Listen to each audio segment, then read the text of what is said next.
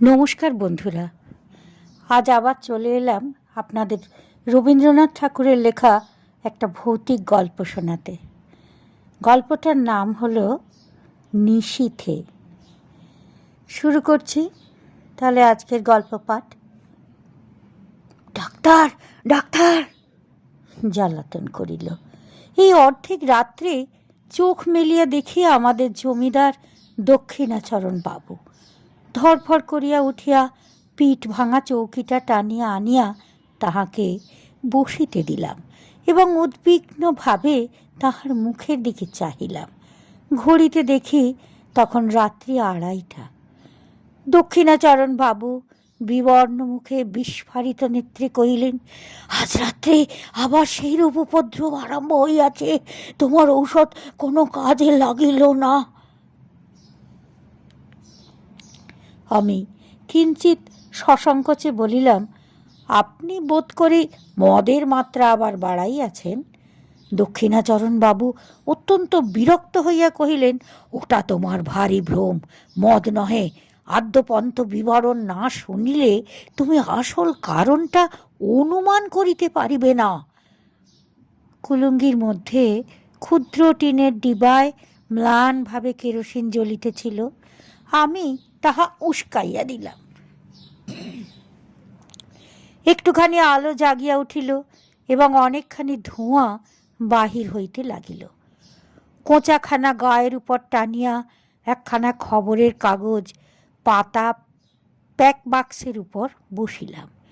দক্ষিণাচরণ বাবু বলিতে লাগিলেন, আমার প্রথম পক্ষে স্ত্রীর মতো এমন গৃহিণী অতি দুর্লভ ছিল, কিন্তু আমার তখন বয়স বেশি ছিল না, সহজেই রসাধিক্য ছিল।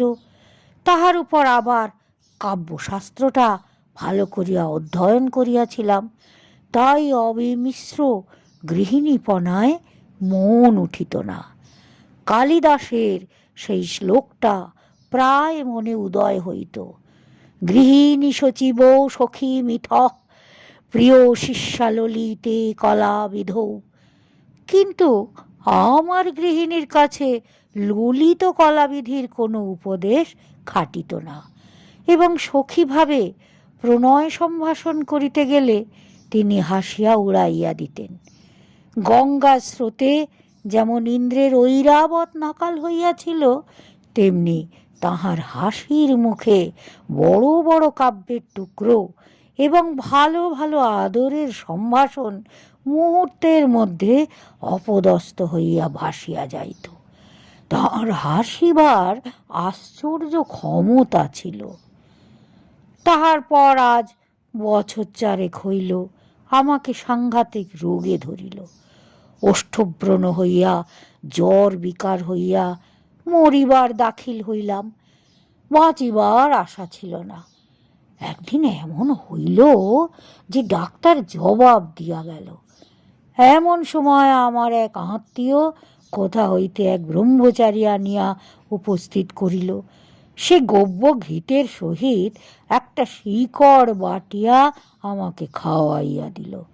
ঔষধের গুণই হোক বা অদৃষ্টক্রমেই হোক, সে যাত্রা বাঁচিয়া গেলাম। রোগের সময় আমার স্ত্রী অহর্নিশি এক মুহূর্তের জন্য বিশ্রাম করেন নাই। সেই কটা দিন একটি অবলা স্ত্রীলোক মানুষের সামান্য শক্তি লইয়া প্রাণপণ ব্যাকুলতার সহিত দ্বারে সমাগত যমদূতগুলার সঙ্গে অনবরত যুদ্ধ করিয়াছিলেন। তাহার সমস্ত প্রেম, সমস্ত হৃদয়, সমস্ত যত্ন দিয়া আমার এই অযোগ্য প্রাণটাকে যেন বক্ষের শিশুর মতো 2 হস্তে ঝাঁপিয়া ঢাকিয়া রাখিয়াছিলেন। তাহার ছিল না আহার, ছিল না নিদ্রা, জগতের আর কোনো কিছুর প্রতি দৃষ্টি ছিল না। যম তখন পরাহত ব্যাঘ্রের ন্যায় আমাকে তাহার কবল হইতে ফেলিয়া দিয়া চলিয়া গেলেন। কিন্তু যাইবার সময় আমার স্ত্রীকে একটা প্রবল থাবা মারিয়া গেলেন। আমার স্ত্রী তখন গর্ভবতী ছিলেন। অনতিকাল পরে এক মৃত সন্তান প্রসব করিলেন। তাহার পর হইতেই তার নানা প্রকার জটিল ব্যামোর সূত্রপাত হইল। তখন আমি তাহার সেবা আরম্ভ করিয়া দিলাম। তাহাতে তিনি বিব্রত হইয়া উঠিলেন, বলিতে লাগিলেন, আহ, করো কি, লোকে বলিবে কি? অমন করিয়া দিনরাত্রি তুমি আমার ঘরে যাতায়াত করিও না। যেন নিজে পাখা খাইতেছি এইরূপ ভান করিয়া রাত্রে যদি তাহাকে তাহার জ্বরের সময় পাখা করিতে যাইতাম তো ভারী একটা কাড়াকাড়ির ব্যাপার পড়িয়া যাইত। কোনো দিন যদি তাহার শুশ্রূষা উপলক্ষে আমার আহারের নিয়মিত সময় 10 মিনিট উত্তীর্ণ হইয়া যাইত, তবে সেও নানা প্রকার অনুনয় অনুরোধ অনুযোগের কারণ হইয়া দাঁড়াইত। স্বল্প মাত্র সেবা করিতে গেলে হিতে বিপরীত হইয়া উঠিত। তিনি বলিতেন, পুরুষ মানুষের অতটা বাড়াবাড়ি ভালো নয়। আমাদের সেই বরানগরের বাড়িটি বোধ করি তুমি দেখিয়াছ। বাড়ির সামনেই বাগান এবং বাগানের সম্মুখেই গঙ্গা বহিতেছে। আমাদের শোবার ঘরের নিচেই দক্ষিণের দিকে খানিকটা জমি মেহেদির বেড়া দিয়া ঘিরিয়া আমার স্ত্রী নিজের মনের মতো এক টুকরা বাগান বানাইয়াছিলেন। সমস্ত বাগানটির মধ্যে সেই খণ্ডটি অত্যন্ত সাদাসিধা এবং নিতান্ত দিশি, অর্থাৎ তাহার মধ্যে গন্ধের অপেক্ষা বর্ণের বাহার, ফুলের অপেক্ষা পাতার বৈচিত্র্য ছিল না, এবং টবের মধ্যে অকিঞ্চিৎকর উদ্ভিজ্জের পার্শ্বে কাঠি অবলম্বন করিয়া কাগজে নির্মিত ল্যাটিন নামের জয়ধ্বজা উড়িত না। বেল, জুঁই, গোলাপ, গন্ধরাজ, করবী এবং রজনীগন্ধারই প্রাদুর্ভাব কিছু বেশি। প্রকাণ্ড একটা বকুল গাছের তলা সাদা মার্বেল পাথর দিয়া বাঁধানো ছিল। সুস্থ অবস্থায় তিনি নিজে দাঁড়াইয়া 2 বেলা তাহা ধুইয়া সাফ করাইয়া রাখিতেন। গ্রীষ্মকালে কাজের অবকাশে সন্ধ্যার সময় সেই তাহার বসিবার স্থান ছিল। সেখান হইতে গঙ্গা দেখা যাইত, কিন্তু গঙ্গা হইতে কুঠির পানসির বাবুরা তাহাকে দেখিতে পাইতেন না। অনেক দিন শয্যাগত থাকিয়া একদিন চৈত্রের শুক্লপক্ষ সন্ধ্যায় তিনি কহিলেন, বদ্ধ ঘরে থাকিয়া আমার প্রাণ কেমন করিতেছে, আজ একবার আমার সেই বাগানে গিয়ে বসব। আমি তাহাকে বহু যত্নে ধরিয়া ধীরে ধীরে সেই বকুলতলের প্রস্তর বেদিকায় লইয়া গিয়া শয়ন করাইয়া দিলাম। আমারই জানুর উপরে তাহার মাথাটি তুলিয়া রাখিতে পারিতাম, কিন্তু জানি সেটাকে তিনি অদ্ভুত আচরণ বলিয়া গণ্য করিবেন, তাই একটি বালিশ আনিয়া তাহার মাথার তলায় রাখিলাম। 2টি একটি করিয়া প্রস্ফুট বকুল ফুল ঝরিতে লাগিল, এবং শাখান্তরাল হইতে ছায়াঙ্কিত জ্যোৎস্না তাহার শীর্ণ মুখের উপর আসিয়া পড়িল। চারিদিক শান্ত নিস্তব্ধ। সেই গন্ধপূর্ণ ছায়ান্ধকারে এক পার্শ্বে নীরবে বসিয়া তাহার মুখের দিকে চাইয়া আমার চোখে জল আসিল। আমি ধীরে ধীরে তাহার কাছের গোড়ায় আসিয়া 2 হস্তে তাহার একটি উত্তপ্ত শীর্ণ হাত তুলিয়া লইলাম। তিনি তাহাতে কোনো আপত্তি করিলেন না। কিছুক্ষণ এইরূপ চুপ করিয়া বসিয়া থাকিয়া আমার হৃদয় কেমন উদ্বেলিত হইয়া উঠিল। আমি বলিয়া উঠিলাম, তোমার ভালোবাসা আমি কোনো কালে ভুলিব না। তখনই বুঝিলাম কথাটা বলিবার কোনো আবশ্যক ছিল না। আমার স্ত্রী হাসিয়া উঠিলেন। সে হাসিতে লজ্জা ছিল, সুখ ছিল এবং কিঞ্চিত অবিশ্বাস ছিল, এবং উহার মধ্যে অনেকটা পরিমাণে পরিহাসের তীব্রতাও ছিল। প্রতিবাদ স্বরূপ একটি কথা মাত্র না বলিয়া তাহার সেই হাসির দ্বারা জানিলেন, কোনো কালে বলিব না, ইহা কখনো সম্ভব নহে, এবং আমি তাহা প্রত্যাশাও করি না। ওই সুমিষ্ট সুতীক্ষ্ণ হাসির ভয়েই আমি কখনো আমার স্ত্রীর সঙ্গে রীতিমতো প্রেমালাপ করিতে সাহস করি নাই। অসাক্ষাতে যে সকল কথা মনে উদয় হইত, তাহার সম্মুখে গেলেই সেগুলাকে নিতান্ত বাজে কথা বলিয়া বোধ হইত। ছাপার অক্ষরে যেসব কথা পড়িলে দুই চক্ষু বাহিয়া দর দর ধারায় জল পড়িতে থাকে, সেইগুলা মুখে বলিতে গেলে কেন যে হাস্যের উদ্রেক করে এ পর্যন্ত বুঝিতে পারিলাম না। বাদ প্রতিবাদ কথায় চলে, কিন্তু হাসির উপরে তো তর্ক চলে না, কাজেই চুপ করিয়া যাইতে হইল। জ্যোৎস্না উজ্জ্বলতর হইয়া উঠিল। একটা কোকিল ক্রমাগতই কুহু কুহু ডাকিয়া অস্থির হইয়া গেল। আমি বসিয়া বসিয়া ভাবিতে লাগিলাম, এমন জ্যোৎস্না রাত্রেও কি পিকবধূ বধির হইয়া আছে? বহু চিকিৎসায় আমার স্ত্রীর রোগ উপশমের কোনো লক্ষণ দেখা গেল না। ডাক্তার বলিল, একবার বায়ু পরিবর্তন করিয়া দেখিলে ভালো হয়। আমি স্ত্রীকে লইয়া এলাহাবাদে গেলাম। এইখানে দক্ষিণাবাবু হঠাৎ থমকিয়া চুপ করিলেন, সন্দিগ্ধভাবে আমার মুখের দিকে চাহিলেন, তারপর দুই হাতের মধ্যে মাথা রাখিয়া ভাবিতে লাগিলেন। আমিও চুপ করিয়া রহিলাম। কুলুঙ্গিতে কেরোসিন মিটমিট করিয়া জ্বলিতে লাগিল, এবং নিস্তব্ধ ঘরে মশার ভন ভন শব্দ সুস্পষ্ট হইয়া উঠিল। হঠাৎ মৌন ভঙ্গ করিয়া দক্ষিণাবাবু বলিতে আরম্ভ করিলেন। সেখানে হারান ডাক্তার আমার স্ত্রীকে চিকিৎসা করিতে লাগিলেন। অবশেষে অনেক কাল একভাবে কাটাইয়া ডাক্তারও বলিলেন, আমিও বুঝিলাম, এবং আমার স্ত্রীও বুঝিলেন যে তাহার ব্যামো সারিবার নহে, তাহাকে চিররুগ্ন হইয়াই কাটাইতে হইবে।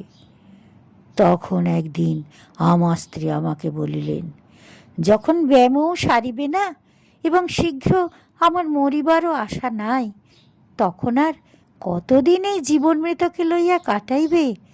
তুমি আর একটা বিবাহ করো। এটা যেন কেবল একটা সুযুক্তি এবং সদ্বিবেচনার কথা, ইহার মধ্যে যে ভারী একটা মহত্ব, বীরত্ব বা অসামান্য কিছু আছে, এমন ভাব তাহার লেশ মাত্র ছিল না। এইবার আমার হাসিবার পালা ছিল, কিন্তু আমার কি তেমন করিয়া হাসিবার ক্ষমতা আছে? আমি উপন্যাসের প্রধান নায়কের ন্যায় গম্ভীর সমুচ্চভাবে বলিতে লাগিলাম। যতদিন এই দেহে জীবন আছে। তিনি বাধা দিয়া কহিলেন, নাও নাও, আর বলিতে হইবে না, তোমার কথা শুনি আমি আর বাঁচি না। আমি পরাজয় স্বীকার না করিয়া বলিলাম, এ জীবনে আর কাহাকেও ভালোবাসিতে পারিব না। শুনিয়া আমার স্ত্রী ভারী হাসিয়া উঠিলেন। তখন আমাকে ক্ষান্ত হইতে হইল। জানি না তখন নিজের কাছেও কখনো স্পষ্ট স্বীকার করিয়াছি কিনা, কিন্তু এখন বুঝিতে পারিতেছি, এই আরোগ্য আশাহীন সেবা কার্যে আমি মনে মনে পরিশ্রান্ত হইয়া গিয়াছিলাম। এ কার্যে যে ভঙ্গ দিব এমন কল্পনাও আমার মনে ছিল না। অথচ চিরজীবন এই চিররুগ্নাকে লইয়া যাপন করিতে হইবে, এমন কল্পনাও আমার নিকট পীড়াজনক হইয়াছিল। হায়, প্রথম যৌবনকালে যখন সম্মুখে তাকাইয়াছিলাম, তখন প্রেমের কুহকে, সুখের আশ্বাসে, সৌন্দর্যের মরীচিকায় সমস্ত ভবিষ্যৎ জীবন প্রফুল্ল দেখাইতেছিল। আজ হইতে শেষ পর্যন্ত কেবলই আশাহীন সুদীর্ঘ সতৃষ্ণ মরুভূমি। আমার হৃবার মধ্যে সেই আন্তরিক শ্রান্তি নিশ্চয় তিনি দেখিতে পাইয়াছিলেন। তখন জানিতাম না, কিন্তু এখন সন্দেহ মাত্র নাই যে তিনি আমাকে যুক্তাক্ষরহীন প্রথম ভাগের শিশু শিক্ষার মতো অতি সহজেই বুঝিতেন। সেই জন্য যখন উপন্যাসের নায়ক সাজিয়া গম্ভীরভাবে তাহার নিকট কবিত্ব ফলাইতে যাইতাম, তিনি এমন সুগভীর স্নেহ অথচ অনিবার্য কৌতুকের সহিত হাসিয়া উঠিতেন। আমার নিজের অগোচরে অন্তরের কথাও অন্তর্যামীর ন্যায় তিনি সমস্তই জানিতেন। এ কথা মনে করিলে আজও লজ্জায় মরিয়া যাইতে ইচ্ছা করে। হারান ডাক্তার আমাদের স্বজাতীয়। তাহার বাড়িতে আমার প্রায় নিমন্ত্রণ থাকিত। কিছুদিন যাতায়াতের পর হাড় ডাক্তার তাহার মেয়েটির সঙ্গে আমার পরিচয় করাইয়া দিলেন। মেয়েটি অবিবাহিত, তাহার বয়স 15 হইবে। ডাক্তার বলেন তিনি মনের মতো পাত্র পান নাই বলিয়া বিবাহ দেন নাই, কিন্তু বাহিরের লোকের কাছে গুজব শুনিতাম মেয়েটির কুলের দোষ ছিল, কিন্তু আর কোনো দোষ ছিল না। যেমন স্বরূপ তেমনি সুশিক্ষা। সেই জন্য মাঝে মাঝে এক একদিন তাহার সহিত নানা কথা আলোচনা করিতে করিতে আমার বাড়ি ফিরিতে রাত হইত।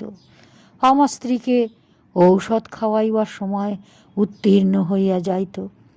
তিনি জানিতেন আমি হারান ডাক্তারের বাড়ি গিয়াছি, কিন্তু বিলম্বের কারণ একদিনও আমাকে জিজ্ঞাসা করেন নাই।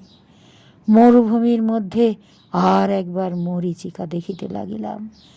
তৃষ্ণা যখন বুক পর্যন্ত, তখন চোখের সামনে কুল পরিপূর্ণ স্বচ্ছ জল ছলছল ডলডল করিতে লাগিল। তখন মনকে প্রাণপণে টানিয়া আর ফিরাইতে পারিলাম না। রোগীর ঘর আমার কাছে দ্বিগুণ নিরানন্দ হইয়া উঠিল। তখন প্রায় শুশ্রূষা করিবার এবং ঔষধ খাওয়াইবার নিয়ম ভঙ্গ হইয়া যাইতে লাগিল। হারান ডাক্তার আমাকে প্রায় মাঝে মাঝে বলিতেন, যাহাদের রোগ আরোগ্য হইবার কোনো সম্ভাবনা নাই তাহাদের পক্ষে মৃত্যুই ভালো, কারণ বাঁচিয়া তাহাদের নিজেরও সুখ নাই, অন্যেরও অসুখ। কথাটা সাধারণভাবে বলিতে দোষ নাই, তথাপি আমার স্ত্রীকে লক্ষ্য করিয়া এমন প্রসঙ্গ উত্থাপন করা তাহার উচিত হয় না। কিন্তু মানুষের জীবন মৃত্যু সম্বন্ধে ডাক্তারের মন এমন অসাড় যে তাহারা ঠিক আমাদের মনের অবস্থা বুঝিতে পারে না। হঠাৎ একদিন পাশের ঘর হইতে শুনিতে পাইলাম আমার স্ত্রী হারানবাবুকে বলিতেছেন, ডাক্তার, কতকগুলো মিথ্যা ওষুধ গিলাইয়া ডাক্তারখানার দেনা বাড়াইতেছ কেন? আমার প্রাণটাই যখন একটা ব্যামো, তখন এমন একটা ওষুধ দাও যাহাতে শীঘ্র এই প্রাণটা যায়। ডাক্তার বলিলেন, ছি, এমন কথা বলিবেন না। কথাটা শুনিয়া হঠাৎ আমার বক্ষে বড় আঘাত লাগিল। ডাক্তার চলিয়া গেলে আমার স্ত্রীর ঘরে গিয়া তাহার শয্যা প্রান্তে বসিলাম। তাহার কপালে ধীরে ধীরে হাত বুলাইয়া দিতে লাগিলাম। তিনি কহিলেন, এই ঘর বড় গরম, তুমি বাইরে যাও, তোমার বেড়াইতে যাইবার সময় হইয়াছে। খানিকটা না বেড়াইয়া আসিলে আবার রাত্রে তোমার ক্ষুধা হইবে না। বেড়াইতে যাওয়ার অর্থ ডাক্তারের বাড়ি যাওয়া। আমি তাহাকে বুঝাইয়াছিলাম ক্ষুধা সঞ্চারের পক্ষে খানিকটা বেড়াইয়া আসা বিশেষ আবশ্যক। এখন নিশ্চয় বলিতে পারি তিনি প্রতিদিনই আমার এই ছলনাটুকু বুঝিতেন।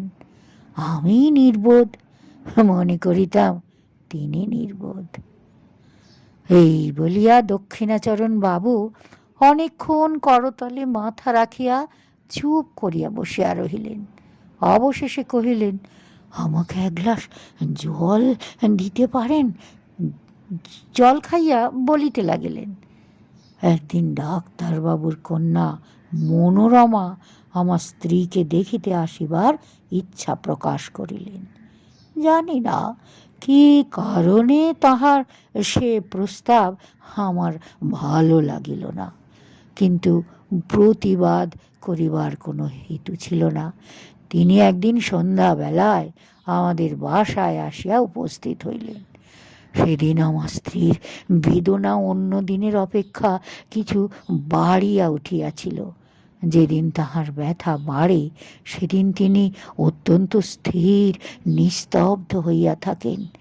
কেবল মাঝে মাঝে মুষ্টিবদ্ধ হইতে থাকে এবং মুখ নীল হইয়া আসে, তাহাতেই তাহার যন্ত্রণা বোঝা যায়। ঘরে কোনো সাড়া ছিল না। আমি শয্যা প্রান্তে চুপ করিয়া বসিয়াছিলাম। সেদিন আমাকে বেড়াইতে যাইতে অনুরোধ করেন এমন সামর্থ্যও তাহার ছিল না, কিংবা হয়তো বড় কষ্টের সময় আমি কাছে থাকি এমন ইচ্ছা তাহার মনে মনে ছিল। চোখে লাগিবে বলিয়া কেরোসিনের আলোটা দ্বারের স্পার্শে ছিল। ঘর অন্ধকার এবং নিস্তব্ধ। কেবল একবার যন্ত্রণার কিঞ্চিত উপশমে আমার স্ত্রীর গভীর দীর্ঘ নিঃশ্বাস শোনা যাইতেছিল। এমন সময়ে মনোরমা ঘরের প্রবেশদ্বারে দাঁড়াইলেন। বিপরীত দিক হইতে কেরোসিনের আলো আসিয়া তাহার মুখের ওপর পড়িল। আলো আঁধারে লাগিয়া তিনি কিছুক্ষণ ঘরের কিছুই দেখিতে না পাইয়া দ্বারের নিকট দাঁড়াইয়া ইতস্তত করিতে লাগিলেন। আমার স্ত্রী চমকিয়া আমার হাত ধরিয়া জিজ্ঞাসা করিলেন, ওকে? তাহার সেই দুর্বল অবস্থায় হঠাৎ অচানা লোক দেখিয়া ভয় পাইয়া আমাকে 2-3 বার অস্ফুট স্বরে প্রশ্ন করিলেন, ওকে? ওকে গো? আমার কেমন দুর্বুদ্ধি হইল। প্রথমেই বলিয়া ফেলিলাম, আমি চিনি না। বলিবা মাত্রই কে যেন আমাকে কষাঘাত করিল। পরের মুহূর্তেই বলিলাম, ও ও আমাদের ডাক্তারবাবুর কন্যা। স্ত্রী একবার আমার মুখের দিকে চাহিলেন। আমি তাহার মুখের দিকে চাহিতে পারিলাম না। পরক্ষণেই তিনি ক্ষীণ স্বরে অভ্যাগতকে বলিলেন, আপনি আসুন। আমাকে বলিলেন, আলোটা একটু ধরো না গো। মনোরমা ঘরে আসিয়া বসিলেন। তাহার সহিত রোগিণীর অল্প স্বল্প আলাপ চলিতে লাগিল। এমন সময় ডাক্তারবাবু আসিয়া উপস্থিত হইলেন। তিনি তাহার ডাক্তারখানা হইতে 2 শিশি ওষুধ সঙ্গে আনিয়াছিলেন। সেই 2টি শিশি বাহির করিয়া আমার স্ত্রীকে বলিলেন, এই নীল শিশিটা মালিশ করিবার আর এইটি খাইবার। দেখিবেন 2টাতে মিলাইয়া ফেলিবেন না, এই ওষুধটা ভারী বিষ। আমাকেও একবার সতর্ক করিয়া দিয়া ঔষধ 2টি শয্যা পার্শ্ববর্তী টেবিলে রাখিয়া দিলেন। বিদায় লইবার সময় ডাক্তার তাহার কন্যাকে ডাকিলেন। মনোরমা কহিলেন, বাবা, আমি থাকি না কেন? সঙ্গে স্ত্রীলোক কেহ নাই, ইহাকে সেবা করিবে কে? আমার স্ত্রী ব্যস্ত হইয়া উঠিলেন, বলিলেন, না না, আপনি কেন কষ্ট করবেন? পুরনো ঝি আছে, সে আমাকে মায়ের মতো যত্ন করে।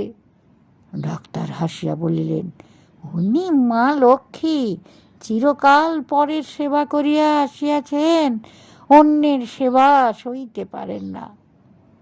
কন্যাকে লইয়া ডাক্তার গমনের উদ্যোগ করিতেছেন। এমন সময় আমার স্ত্রী বলিলেন, ডাক্তারবাবু, উনি এই বদ্ধ ঘরে অনেকক্ষণ বসিয়া আছেন, ওনাকে একবার বাইরে বেড়াইয়া লইয়া আসিতে পারেন? ডাক্তারবাবু আমাকে কহিলেন, আসুন না, আপনাকে নদীর ধার হইয়া একবার বেড়াইয়া আনি। আমি ঈষৎ আপত্তি দেখাইয়া অনতি বিলম্বে সম্মত হইলাম।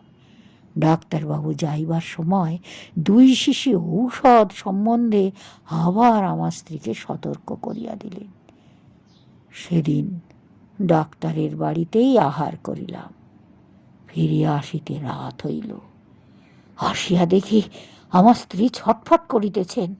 অনুতাপে বিদ্ধ হইয়া জিজ্ঞাসা করিলাম, তোমার তোমার কি ব্যথা বাড়িয়াছে?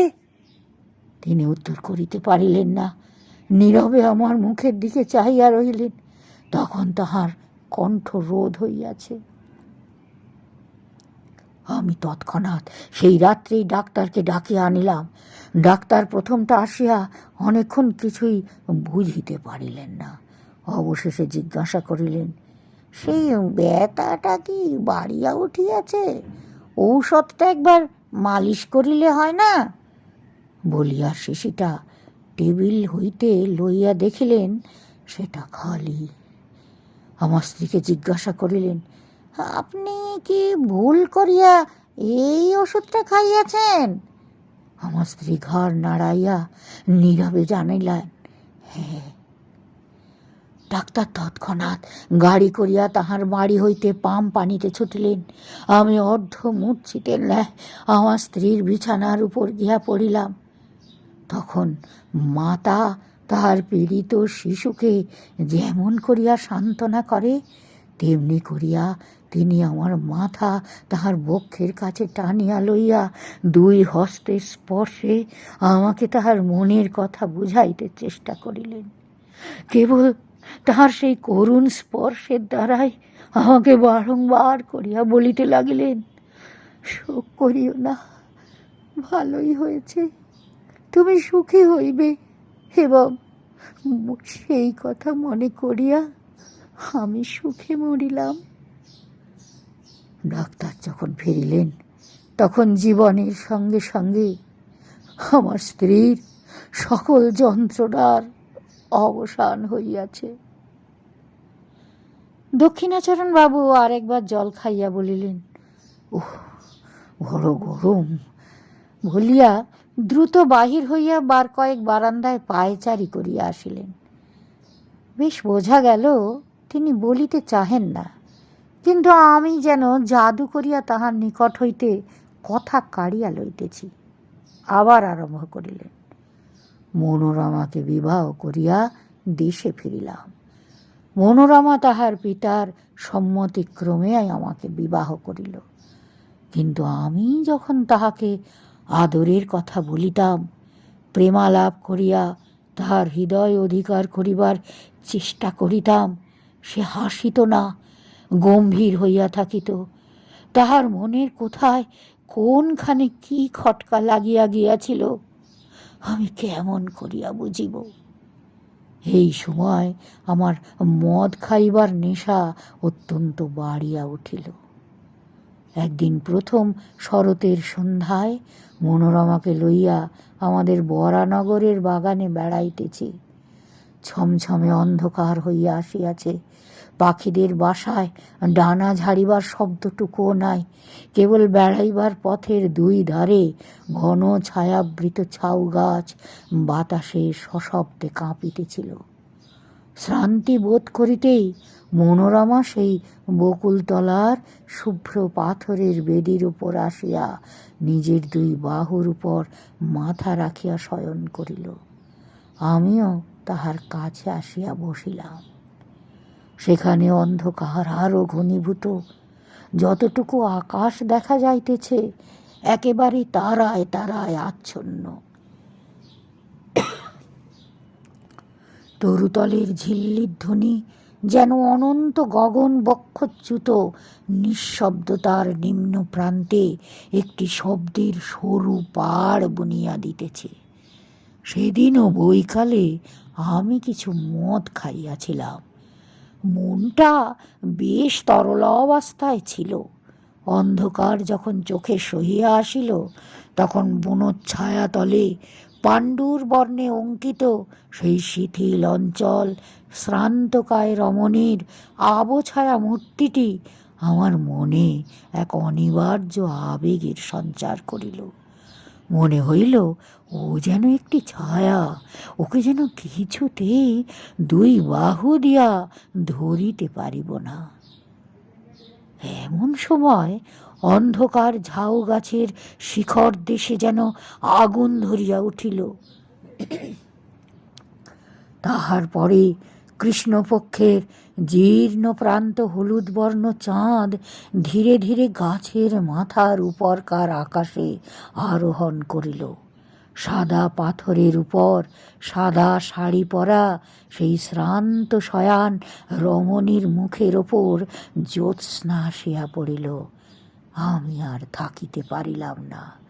কাছে আসিয়া দুই হাতে তাহার হাতটি তুলিয়া ধরিয়া কহিলাম, মনোরমা, তুমি আমাকে বিশ্বাস করো না, কিন্তু তোমাকে আমি ভালোবাসি। তোমাকে আমি কোনো কালে ভুলিতে পারিব না। কথাটা বলিবা মাত্র চমকিয়া উঠিলাম। মনে পড়িল ঠিক এই কথাটা আর একদিন আর কাহাকেও বলিয়াছি, এবং সেই মুহূর্তেই বকুল গাছের শাখার উপর দিয়া, ঝাউ গাছের মাথার উপর দিয়া, কৃষ্ণপক্ষের পীতবর্ণ ভাঙা চাঁদের নিচে দিয়া, গঙ্গার পূর্ব পার হইতে গঙ্গার সুদূর পশ্চিম পার পর্যন্ত হা হা হা হা হা করিয়া অতি দ্রুত বেগে একটা হাসি বহিয়া গেল। সেটা মর্মবেদী হাসি কি অভ্রবেদী হাহাকার বলিতে পারি না। আমি তদ্দণ্ডেই পাথরের বেদির ওপর হইতে মূর্ছিত হইয়া নিচে পড়িয়া গেলাম। মূর্ছা ভঙ্গে দেখিলাম আমার ঘরে বিছানায় শুইয়া আছি। স্ত্রী জিজ্ঞাসা করিলেন, তোমার হঠাৎ এমন হলো কেন? আমি কাঁপিয়া উঠিয়া বলিলাম, শুনিতে পাও নাই?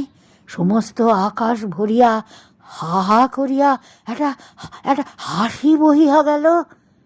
স্ত্রী হাসিয়া কহিলেন, সে বুঝি হাসি সার বাঁধিয়া দীর্ঘ এক ঝাঁক পাখি উড়িয়া গেল?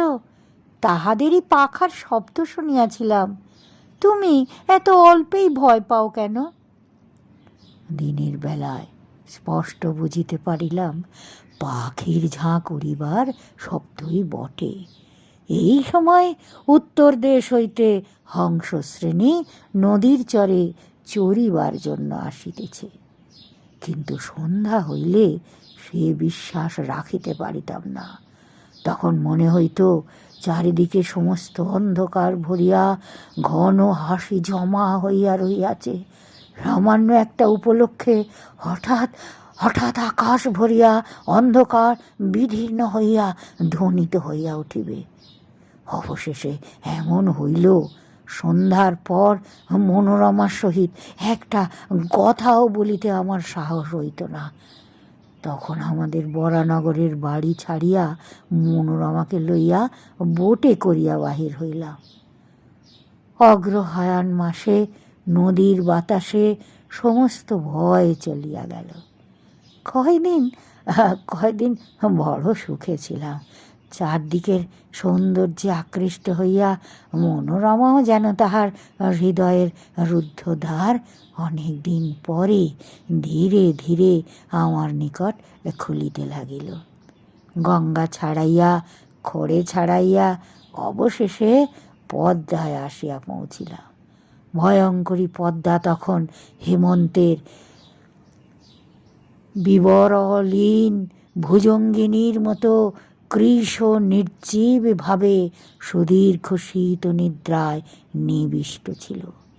উত্তর পারে জনশূন্য তৃণশূন্য দিগন্ত প্রসারিত বালির চর ধু ধু করিতেছে, এবং দক্ষিণের উচ্চ পাড়ের উপর গ্রামের আমবাগানগুলি এই রাক্ষসী নদীর নিতান্ত মুখের কাছে জোর হস্তে দাঁড়াইয়া কাঁপিতেছে।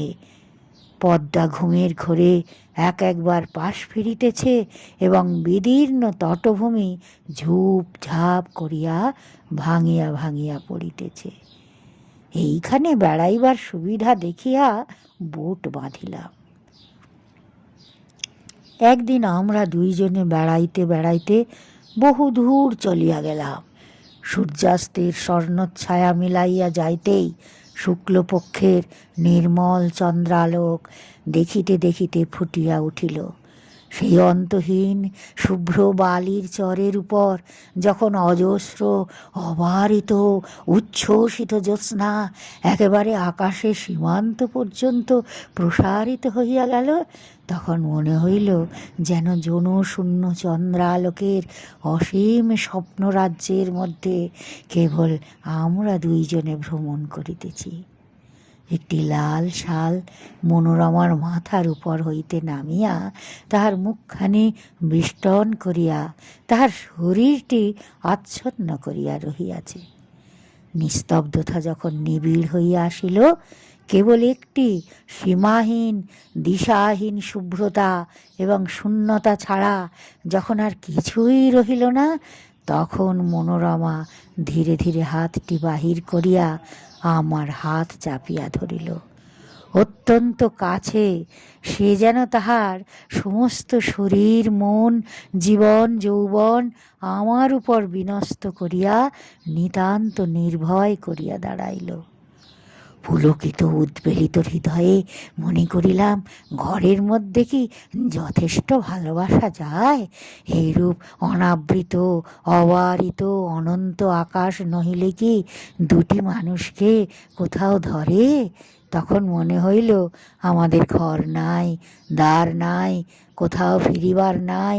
এমন করিয়া হাতে হাত ধরিয়া গম্যহীন পথে উদ্দেশ্যহীন ভ্রমণে চন্দ্রালোকিত শূন্যতার উপর দিয়া অবারিতভাবে চলিয়া যাইব। এই রূপে চলিতে চলিতে এক জায়গায় আসিয়া দেখিলাম, সেই বালু রাশির মাঝখানে অদূরে একটি জলাশয়ের মতো হইয়াছে। পদ্মা সরিয়া যাওয়ার পর সেইখানে জল বাঁধিয়া আছে। সেই মরুবালিকা বেষ্টিত নিস্তরঙ্গ নিষুপ্ত নিশ্চল জলটুকুর উপরে একটি সুদীর্ঘ জ্যোৎস্নার রেখা মূর্ছিতভাবে পড়িয়াছে। সেই জায়গাটাতে আসিয়া আমরা দুইজনে দাঁড়াইলাম। মনোরমা কি ভাবিয়া আমার মুখের দিকে চাহিল, তাহার মাথার উপর হইতে শালটা হঠাৎ খসিয়া পড়িল। আমি তাহার সেই জ্যোৎস্না বিকশিত মুখখানি তুলিয়া ধরিয়া চুম্বন করিলাম। সেই সময় সেই যৌন মানব শূন্য নিঃসঙ্গ মরুভূমির মধ্যে গম্ভীর স্বরে কে কে যেন 3 বার বলিয়া উঠিল, ওকে ওকে ওকে। আমি চমকিয়া উঠিলাম, আমার স্ত্রীও কাঁপিয়া উঠিলেন, কিন্তু পরক্ষণে আমরা দুইজনেই বুঝিলাম এই শব্দ মানসিক নহে, অমানুষিকও নহে, চরবিহারী জলচর পাখির ডাক। হঠাৎ এত রাত্রে তাহাদের নিরাপদ নিভৃত নিবাসের কাছে লোক সমাগম দেখিয়া উঠিয়াছে। সেই ভয়ের চমক খাইয়া আমরা দুইজনেই তাড়াতাড়ি বোটে ফিরিলাম। রাত্রে বিছানায় আসিয়া শুইলাম। শ্রান্ত শরীরে মনোরমা অবিলম্বে ঘুমাইয়া পড়িল। তখন অন্ধকারে কে যেন একজন আমার আমার মশারির কাছে দাঁড়াইয়া সুষুপ্ত মনোরমার দিকে একটি মাত্র দীর্ঘ শীর্ণ অস্থিসার অঙ্গুলি নির্দেশ করিয়া যেন আমার কানে কানে অত্যন্ত চুপি চুপি অস্ফুট কণ্ঠে কেবলই জিজ্ঞাসা করিতে লাগিল, ওকে ওকে ওকে গো। তাড়াতাড়ি উঠিয়া দেশলাই জ্বালাইয়া বাতি ধরাইলাম। সেই মুহূর্তেই ছায়ামূর্তি মিলাইয়া গিয়া আমার মশারি কাঁপাইয়া বোট দুলাইয়া আমার সমস্ত ঘর্মাক্ত শরীরের রক্ত হিম করিয়া দিয়া হা হা হা হা করিয়া একটা হাসি অন্ধকার রাত্রির ভিতর দিয়া বহিয়া চলিয়া গেল। পদ্মা পার হইল, পদ্মার চর পার হইল, তাহার পরবর্তী সমস্ত সুপ্ত দেশ গ্রাম নগর পার হইয়া গেল, যেন তাহা চিরকাল ধরিয়া দেশ দেশান্তর লোক লোকান্তর পার হইয়া ক্রমশ ক্ষীণ ক্ষীণতর ক্ষীণতম হইয়া অসীম সুদূরে চলিয়া যাইতেছে। ক্রমে যেন তাহা জন্ম মৃত্যুর দেশ ছাড়াইয়া গেল, ক্রমে যেন তাহা সূচির অগ্রভাগের ন্যায় ক্ষীণতম হইয়া আসিল। এত ক্ষীণ শব্দ কখনো শুনি নাই, কল্পনাও করি নাই। আমার মাথার মধ্যে যেন আকাশ রহিয়াছে, এবং সেই শব্দ যতই দূরে যাইতেছে কিছুতেই আমার মস্তিষ্কের সীমা ছাড়াইতে পারিতেছে না। অবশেষে যখন একান্ত অসহ্য হইয়া আসিল, তখন ভাবিলাম আলো আলো নিবাইয়া না দিলে ঘুমাতে পারিব না। যেমন আলো নিবাইয়া শুইলাম, অমনি আবার আমার মশারির পাশে, আমার কানের কাছে অন্ধকারে আবার সেই অবরুদ্ধ স্বর বলিয়া উঠিল, ওকে ওকে ওকে গো। আমার বুকের রক্তে ঠিক সমান তালে ক্রমাগতই ধ্বনিত হইতে লাগিল, ওকে ওকে ওকে গো, ওকে ওকে ওকে গো। সেই গভীর রাত্রে নিস্তব্ধ বুটের মধ্যে আমার গোলাকার ঘড়িটাও সজীব হইয়া উঠিয়া তাহার ঘণ্টার কাঁটা মনোরমার দিকে প্রসারিত করিয়া শিল্পের উপর হইতে তালে তালে বলিতে লাগিল, ওকে ওকে ওকে গো, ওকে ওকে ওকে গো। বলিতে বলিতে দক্ষিণাবাবু পাংশুবর্ণ হইয়া আসিলেন। তাহার কণ্ঠস্বর রুদ্ধ হইয়া আসিল। আমি তাহাকে স্পর্শ করিয়া কহিলাম, এই একটু একটু জল খান। এমন সময় হঠাৎ আমার কেরোসিনের শিখাটা দপদপ করিতে করিতে নিবিয়া গেল। হঠাৎ দেখিতে পাইলাম বাহিরে আলো হইয়াছে, কাক ডাকিয়া উঠিল, দোয়েল শীষ দিতে লাগিল। আমার বাড়ির সম্মুখবর্তী পথে একটা মহিষের গাড়ির ক্যাঁচ ক্যাঁচ শব্দ জাগিয়া উঠিল। তখন দক্ষিণাবাবুর মুখের ভাব একেবারে বদল হইয়া গেল। ভয়ের কিছুমাত্র চিহ্ন রহিল না।